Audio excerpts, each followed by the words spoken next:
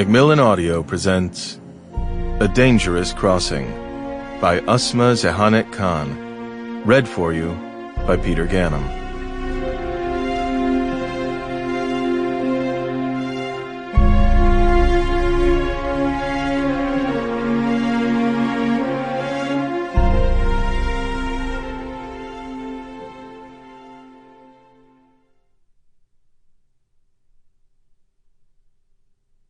Going is not going, nor staying, staying. Bejan Matur, Lament. Prologue. Eftalou Beach, Lesvos, Greece. Ali watched from the beach as Audrey made her way down the hill. She crossed under the sign that passed for welcome on Afghan Hill. It was a lackluster attempt at a rainbow, the words safe passage painted in several languages. In French they were wished bon voyage, in German gute Reise. The language of most use was the Afghan language, Dari, and the words Khuda Hafiz, translated more closely to May God be your protector. Afghan Hill on Lesvos was named for the refugees who'd traveled the route from Afghanistan.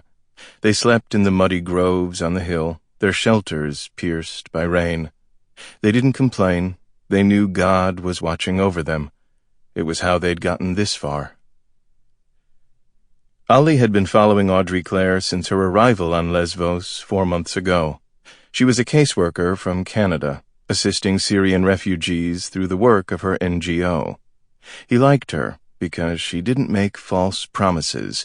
She was blunt with the kids who were old enough to take it, boys like him who were almost men. She had a sincerity that made him think if he ended up somewhere safe, he wanted it to be Canada. Audrey was smart, too. She'd picked up a few phrases in Dari. When she came across kids roaming through the camps, she warned them with a smile that made him think of a fairy. Her small frame masked a grim determination. He knew this because he'd made himself indispensable. He acted as Audrey's translator. Her NGO was called Woman to Woman, and its headquarters was at Karatepe, with a smaller office on Chios. She divided her time between Lesvos and Chios. Once a week she made the trek out to Moria. The refugee compound inside Moria was separated from the sprawl on Afghan Hill by concrete barriers. It had formerly been a prison. Now, only members of recognized NGOs were permitted entry into Moria. Audrey moved between the camps without fuss. Moria, Karatepe, Pikpa, Suda. Her NGO worked mainly with women. Ali qualified for her help only because of Isra. At the age of 17, he was the least significant of the refugees on the hill, in the boats out at sea, or stalled in the endless registration lines. The closest he'd get to refuge was the other side of Afghan Hill. He wasn't planning on staying in the camps.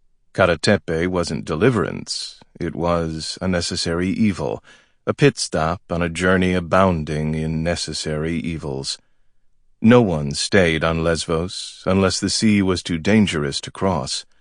They came to the islands with the goal of making it to continental Europe. On Lesvos they were given papers, blankets, and a good meal in the food tent that doubled as a dance hall. They may have been victims of circumstance, but they hadn't forgotten how to celebrate transient moments of joy. Audrey Clare understood this. She'd brought music to Karatepe.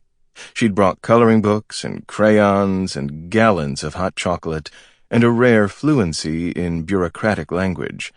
She knew the transit routes better than anyone else he'd met. She also knew Fortress Europe had barred its gates. There was no way onward now. Even if the gates were flung open, Ali couldn't leave. He had to wait with Sammy and Aya until he found Isra again. Sample complete. Ready to continue?